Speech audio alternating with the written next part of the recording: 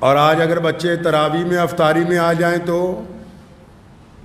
اللہ ان متولیوں کو، ان پردھانوں کو اور مسجدوں کے اماموں کو اللہ تبارک و تعالیٰ ان کا دل کھول دے، ذہن کھول دے۔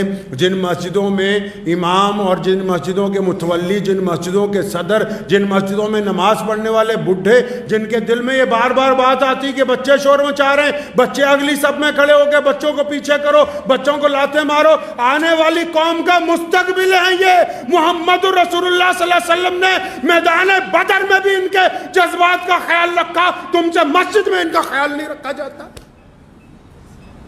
کون کہتا ہے کہ بچوں کو مسجد میں آنے سے روکا جا سکتا ہے؟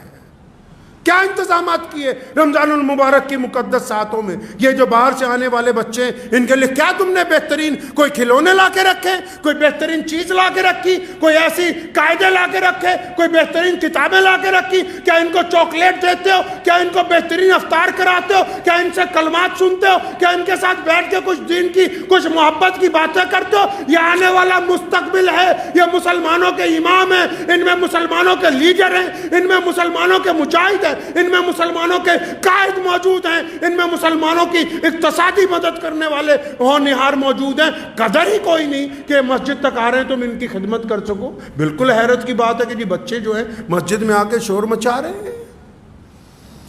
ان کا شور اس بات کی علامت ہے کہ یہ عمارتیں مستقبل میں مضبوط ہاتھوں میں رہیں گی۔ مسجد کی نماز کے پیچھے بچوں کی کلکلانے کی آوازیں، بچوں کی دوڑنے کی آوازیں اس بات کا اعلان ہے کہ مستقبل میں آنے والے دور کے نمازی یہاں پر پیچھے موجود ہیں جو تربیت کے مراحل سے گزر رہے ہیں۔ پیارے نبی حضرت محمد رسول اللہ صلی اللہ علیہ وسلم نے سجدہ کیا، سیدنا امام حسین رضی اللہ عنہ چھوٹے سے ہیں، دوڑ کے آئے، اپنے نانا ابو کے کندھوں پر بیٹھ کے نبی علیہ السلام نے سجدہ لمبا کر دیا۔ مبادہ اٹھوں گا تو حسین کو چوٹ نہ لگ جائے، یہ نہیں کہا کہ حسین کو روکو، یہ نہیں کہا کہ بچوں کو پکڑ کے رکھا کرو، نہیں، یہ بچے ہیں، یہ قوم کا مستقبل ہیں۔ اگر یہ میدان میں نہیں ہوں گے، اگر یہ مسجد تک نہیں آئیں گے، اگر یہ آپ کے ساتھ کندھے سے کندھا ملا کے چلنے کا فن نہیں سیکھیں گے تو کل کو کون ہے جو بیٹھ کے قرآن کی تلاوتیں کرے گا؟ کون ہے جو ان عمارتوں کی حفاظت کرے گا؟ حضرت معاذ اور معوذ رضی اللہ تعالیٰ عنہ، دو ننھے صحابی، وہ بھی میدان بدر میں۔ اب یہ دونوں بچے جو حضرت عبد الرحمن بن عوف کے ذمہ لگا دیے کہ ان دونوں بچوں کا دھیان رکھنا، بھائی کیا کرنا ہے جی؟ ان کو بچا کے رکھنا ہے، کوئی ان کو مار نہ دے۔ اب یہ ایک بچہ دائیں کھڑا ہے، ایک بچہ بائیں کھڑا ہے۔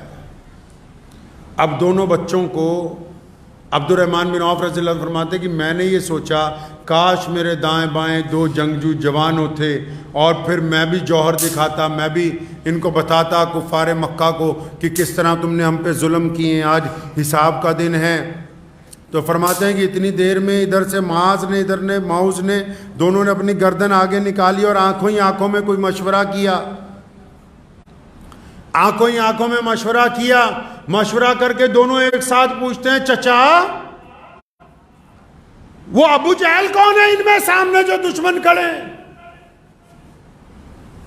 ہم نے سنا وہ ہمارے پیارے نبی حضرت محمد رسول اللہ صلی اللہ علیہ وسلم کے خلاف بری باتیں کرتا ہے مکے میں بیٹھ کے، تو چچا یہ جو سامنے دشمن نظر آتے ہیں ان میں ابو جہل کون سا ہے؟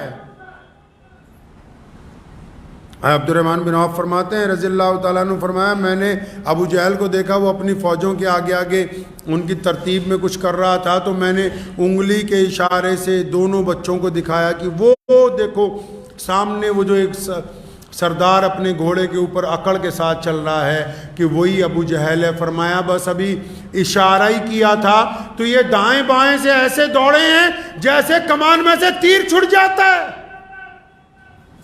اتنی تیزی سے معاذ اور معوذ گئے، حالانکہ بچے ہیں، اپنی تلواریں نکالی، جاتے ہی ابو جہل کی دونوں ٹانگیں کاٹ دی، گھوڑے سے نیچے گرا لیا، گردن پر سوار ہو گئے۔ فرمایا اچھا تو ہے جو محمد رسول اللہ صلی اللہ علیہ وسلم کے خلاف بولتا تھا؟ نعرہ